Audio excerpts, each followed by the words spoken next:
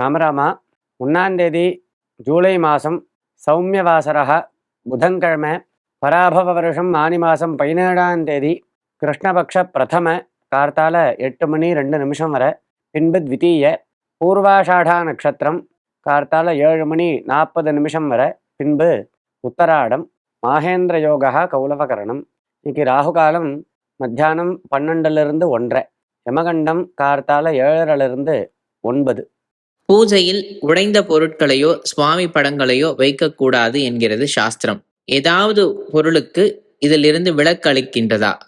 பொதுவாக சுவாமி படங்களோ விக்கிரகங்களோ பின்னமாக இருந்தால், அதாவது அதில் ஏதோ ஒரு பகுதி உடைந்து போயிருந்தால் அதை நாம் வச்சு பூஜை பண்ணக்கூடாது. அதை பின்னமானால் அதை சரி பண்ணிக்கணும் முடிஞ்சால். அப்படி சரி பண்ண முடியாது, உடஞ்சி போயிடுத்து, அதை திரும்பி ஒட்ட வைக்க முடியாது, சரி பண்ண முடியாது அப்படின்னா அதுக்கு நாம் அதை வச்சு ஆராதனை பண்ணக்கூடாது. ஆனால் சாலக்கிராம சிலைக்கு மட்டும் இது விளக்கு. சாலக்கிராம சிலை வந்து ரொம்ப உயர்வாக சொல்லப்பட்டிருக்கு. கண்டகி நதியில் நேபாளத்தில் சாலக்கிராம சிலை உற்பத்தி ஆகுது. அங்கேருந்து தான் சாலக்கிராம சிலை நம்மளுக்கு கிடைக்கிறது. சாலக்கிராம சிலாயாந்து நித்தியம் சந்நிஹிதோ ஹரிஹி அப்படின்னு சாஸ்திரம்.